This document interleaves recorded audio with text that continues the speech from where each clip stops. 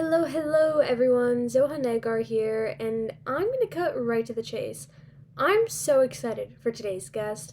I have GTA based 25-year-old singer songwriter Erica Knox speaking with me today. But before we get into the conversation, for those who might not have heard Erica's music yet, I just want to play a quick snippet of a song she released last year called Running Inside of My Brain. And stay tuned because you'll also be hearing about her latest single called Make Me Happy. For now, here's a clip of Running Inside of My Brain. You've been running inside of my brain all night. It kills me to think that you're doing alright. I'm happy for you, but I'm burning alive.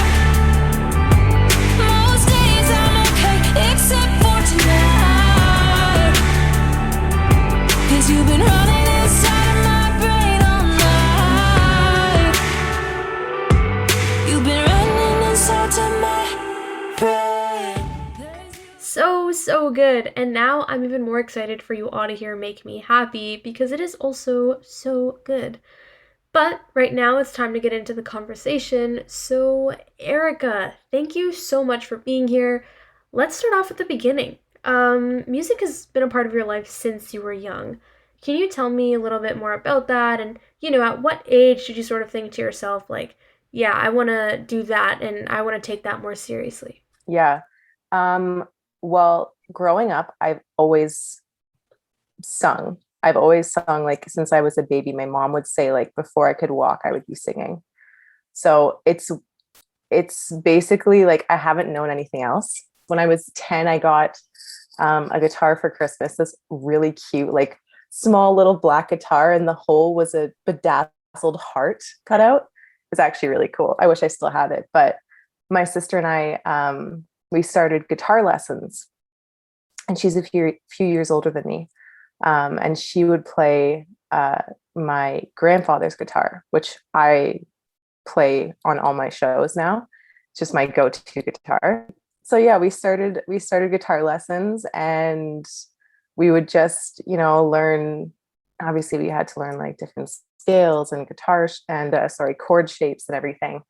And then we would just play like a bunch of Taylor Swift covers and a bunch of like Avril Lavigne, and then we kind of just moved forward from there. My sister and I would just like sing covers in our bedroom together all the time and like sing karaoke, and then when I was in grade 7 or 8, I think I started singing in school and doing the musicals, and that kind of continued throughout high school.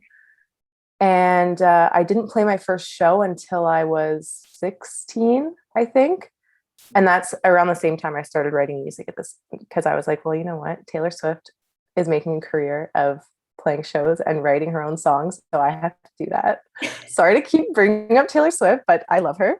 And she's like a huge reason why I wanted to pursue this. And yeah, I mean, she's stuck with me all these years. She's still making killer tracks. Well, actually, Yeah. don't apologize because my next question was, do you have any musicians that you look up to that influence you and your music? So if you want to talk more about that, by all means. I mean, yeah, there's definitely a handful that I could think of off the top of my head. Obviously, Taylor Swift. I really love Stevie Nicks as well. And John Mayer is just insane. Stevie Nicks her lyrics are just out of this world. And I think I try and draw a lot of inspiration lyrically from those three specifically. And as far as music wise, like I kind of just I really love pop music. I love listening to it.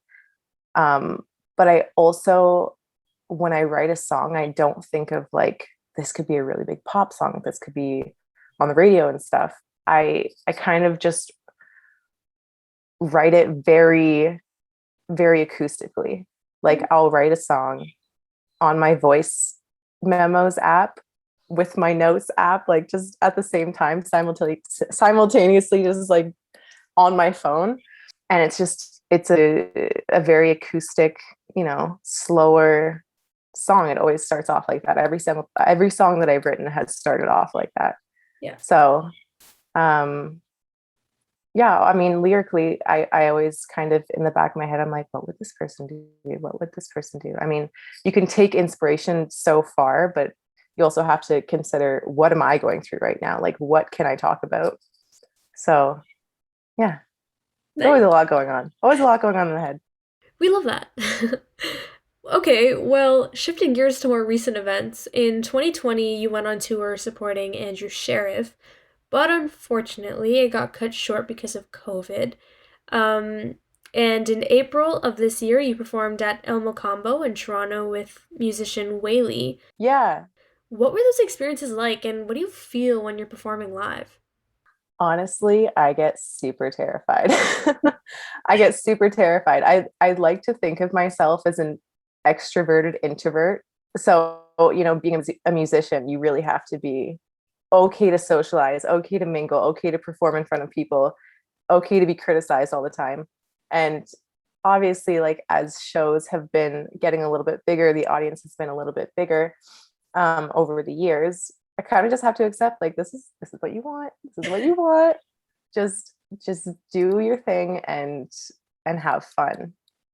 Yeah. But yeah, I get super nervous, even if it's not like my show. Like, I've been supporting Whaley for the past. He started in 2020, so since then, like, since he's been doing live shows, I've done almost every show with him, just doing backup. And he's amazing. He's really, really talented as well. So I'm glad that I've been given those opportunities alongside him. But yeah, it's really, really cool to play these venues, knowing all the amazing artists that have been through there and have performed there as well. It's really, really cool. And what was touring like? Oh my God, it was crazy. We so I would be working at my part-time job Monday, Tuesday, Wednesday, and then we'd go on the road Thursday, Friday, Saturday, Sunday. Okay. And that was continuous from January, like the first week of January until COVID came, which was like the second week of March. Yeah. And it was really fun. But but I think in the moment I was like, what the hell are we doing? It's insane because, first of all, Canadian winters. We had to drive. We were driving from, like, I think our furthest show was Smiths Falls, which is I think it's close to Ottawa or past. I think it's close to Ottawa. Okay. And then west was London. So sometimes our shows would be like 4 hours different from east to west. And we'd just, like, it's a show, we got to go. And it was really, really fun though. Like, we met a lot of really cool people. We saw a lot of really cool, most of them were breweries that we went to. Mm-hmm. But we played a lot of really cool places, and it's very budget friendly traveling. But it was really fun. It was really, really good. Yeah, I can't wait to do that again, because it was definitely an experience for sure. You get really close to the people that you're traveling with. I'll say that. Yeah. Oh, I love that. And some exciting recent news. You released your latest single called Make Me Happy on June 3rd. It's not your job to make me happy, but I still like it when you go all out. And I wanna know what happened. What got you acting like I'm somebody you can live without? First of all, such a good song. And a really cool cover. Thank you. Oh my God, of course, of course. So can you tell me a little bit about the inspiration behind the song and the concept of the cover, where did that sort of come from, and yeah, what's the meaning behind the song? Yeah, well, I'll start with the cover. I did this photo shoot with a photographer called Molly Pie on Instagram. She's amazing, so talented. And we got a bunch of photos, and I was like, you know what, if you want to go like crazy with editing some of them, like just go wild. Like, I'm really curious to see what you can come up with. And she came up with that cover, and then I was like, this is really cool. And then the artwork like Molly did the photography and the design. And then I hired an LA-based graphic designer named Emily Huang. And yeah, so that was really cool. I really loved how it turned out. So thank you for saying that, because I think it's really cool too. But yeah, basically just the song itself came from realizing that you can't expect other people to go out of their way to make you happy.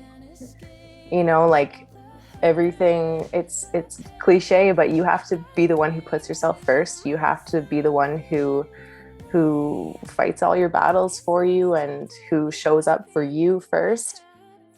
And so that's where the inspiration like drew from. And I wrote this song at home by myself and then took it to my producer Tal, and it snowballed into what it is, and I think it's really cool too. So yeah. Awesome. And it is really cool. Do you have any exciting plans or any hopes for the rest of the year? Yeah, actually, this song is kind of the start of a bigger project that we're working on for 2023. So I'm going to be releasing a bunch of songs. Really, that's the plan. Like, release a bunch of new music, try and get out into the Toronto scene a little bit more. I'm booking some shows in Toronto, and yeah, I'm just excited. Like, I'm excited to see where it's going to go. And I'm excited to hear like all these songs that I've written in the past 4 years that I've kind of just been sitting on. And I'm like, I don't know where to go with these, or like, I don't know what I'm doing. Now I know, and we're going forward with it. And yeah, it's going to be really cool. It's a big project that we're working on, and it's going to be a bunch of songs about love and heartbreak and coming into your own. And that's the thing, like I love writing about what I'm going through with other people, but I also like to write what I'm going through with myself. Like there's always, like I said, there's always something going on up here. Just won't leave me alone. Just won't leave me alone. Yeah, I think a lot of us can definitely relate to that. So we're nearing the end, but my last question is, imagine your future self listening back to this. What is your message to her? Aw, that's cute. If I were to look back now, maybe even like 2 or 3 years from now, looking back at this moment, I would tell myself, stop taking things so seriously and have fun a little bit more and trust yourself. Yeah, I would say to trust myself a little bit more. Just be confident in your own decisions, because you don't need anybody else's approval. Exactly. I love that so much. And before we go, do you have a message for your listeners and folks who are tuning in to this interview right now? Hey guys. Yeah, like thank you for supporting me. That's it. I mean, I really hope that you can listen to the lyrics and connect with them, but also have fun to the songs that I'm about to release and that I'm releasing, and just join the ride, because it's going to be a fun one. I think it's going to be really cool. Great. Well, I know I'm excited to follow your journey, and I'm pretty sure the listeners are as well. Thank you so much, Erica, for joining me today and being on the show. I had such a great time talking to you, and I really hope you enjoyed it as well. For all the listeners who want to keep up with Erica and her social media, you can follow her on all platforms at Erica Knox. I hope you all enjoyed today's interview. I know I did. Thank you so much for tuning in. For CJRU 1280 AM in Toronto, I'm Zoha Naghar. And now you're listening to her latest single, Make Me Happy, written and performed by Erica Knox. I don't wanna call you in the morning 'cause I end up disappointed.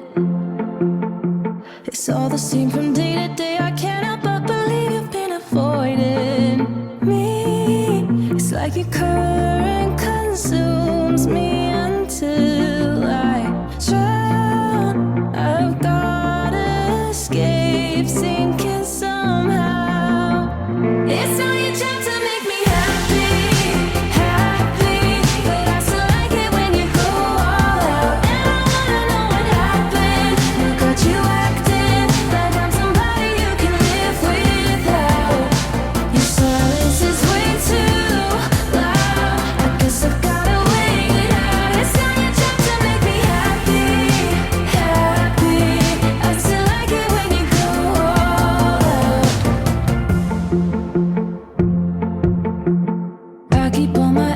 Conversations prevalent, though I know they're destructive. So I just hold them to my chest and right away become counterproductive. It's like the